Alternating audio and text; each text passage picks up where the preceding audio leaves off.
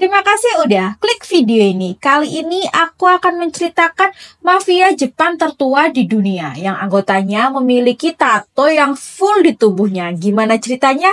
Langsung aja kita mulai. Tapi sebelum kita mulai, jangan lupa klik like, subscribe, dan aktifkan notifikasi untuk dukung channel ini.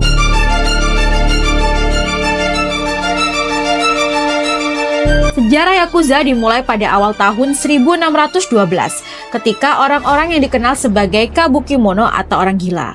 Mereka ini mulai menarik perhatian para pejabat setempat, mulai dari pakaian dan potongan rambut serta perilaku mereka yang aneh.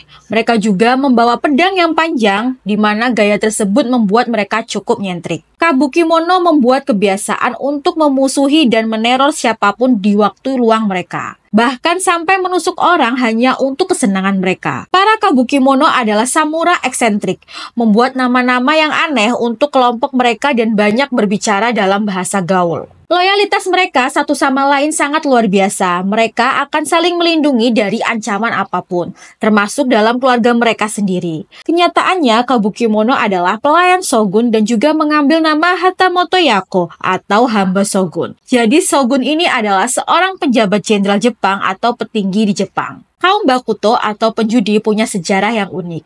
Awalnya mereka disewa oleh shogun untuk berjudi melawan pegawai konstruksi atau irigasi. Tindakan ini dilakukan agar gaji para pegawai konstruksi dan irigasi habis di meja judi dan tenaga mereka bisa disewa dengan harga yang murah. Jenis judi yang biasa dilakukan adalah menggunakan kartu Hanafuda dengan sistem permainan mirip blackjack. 3 kartu dibagikan dan bila angka kartu dijumlahkan, maka angka terakhir menunjukkan siapa pemenangnya. Di antara sekian banyak kartu sialan, kartu berjumlah 20 adalah kartu yang sering disumpahi orang karena berakhir 0. Salah satu konfigurasi kartu ini adalah kartu dengan nilai 893 yang dalam bahasa Jepang menjadi Yakuza, yang kemudian menjadi nama asal Yakuza. Dari kaum Bakuto ini juga muncul tradisi menandai diri dengan tato di sekujur badan disebut Irezumi dan Yobitsume atau potong jari sebagai petunjuk penyesalan ataupun sebagai hukuman. Awalnya hukuman ini bersifat simbolik. Karena ruas atas dari kelingkingnya dipotong membuat pemilik tangan menjadi lebih sulit memegang pedang dengan mantap. Hal ini menjadi simbol ketaatan terhadap pimpinan.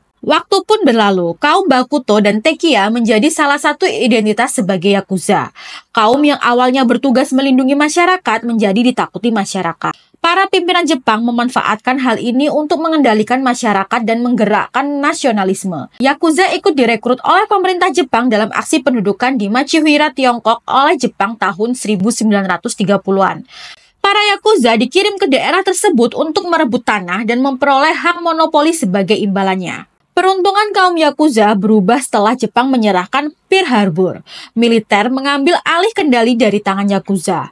Para anggota Yakuza akhirnya harus memilih apakah bergabung dalam birokrasi pemerintah atau menjadi tentara atau masuk penjara. Dapat dikatakan pamor Yakuza menjadi tenggelam. Setelah Jepang menyerah, para anggota Yakuza kembali ke masyarakat. Muncul salah satu yang berhasil mempersatukan seluruh organisasi Yakuza.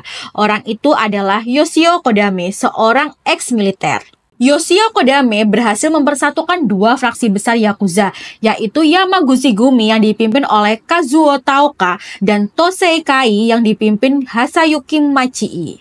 Yakuza pun bertambah besar keanggotaannya, terutama di periode 1958 sampai 1963.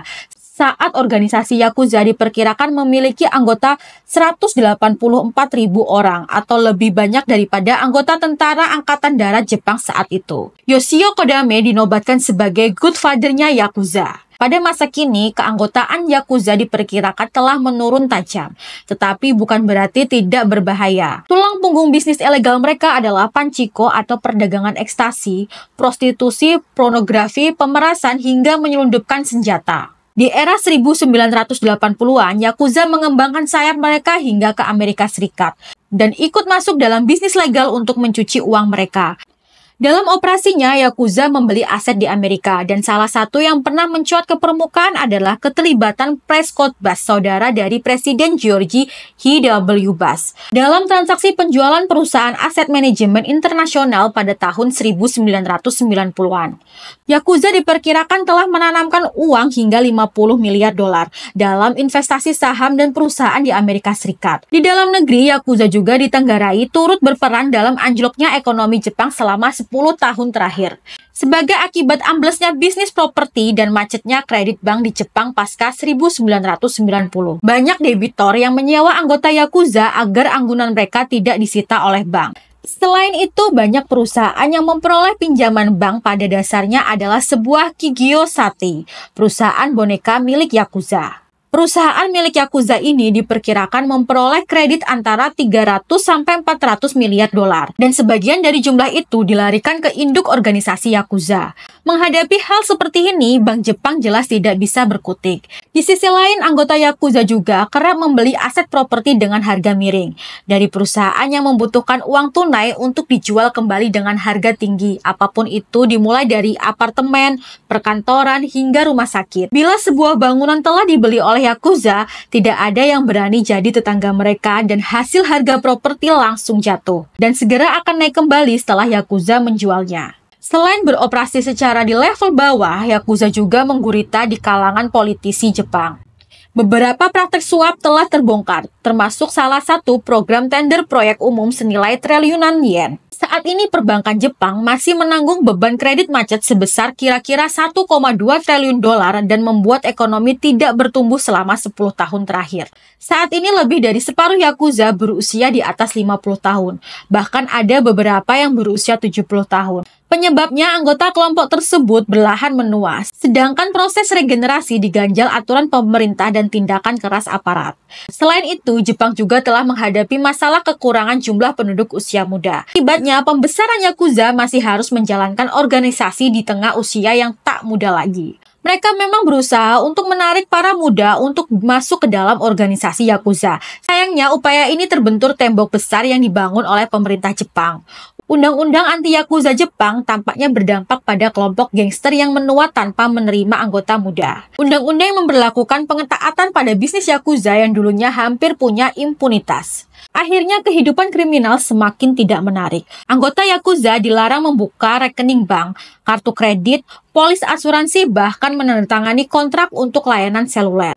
Selain tindakan keras polisi yang berlangsung lebih dari 1 dekade, ketidakpastian kondisi ekonomi juga mempersulit Yakuza untuk menarik anggota baru. Kendati menjanjikan penghasilan besar, sebaliknya pada masa itu Yakuza juga menghadapi risiko dan ancaman penjara, plus tanpa jaminan pensiun. Zaman telah berubah, komunitas kriminal itu pernah berjaya pada tahun 1960-an. Yakuza memiliki dari 180.000 anggota. Saat itu masyarakat berpegang teguh pada pandangan romantis akan Yakuza yang dianggap sebagai penjahat terhormat. Usai masa itu, jumlahnya terus menurun. Keanggotaan Yakuza terjun bebas sejak pertengahan 2000-an.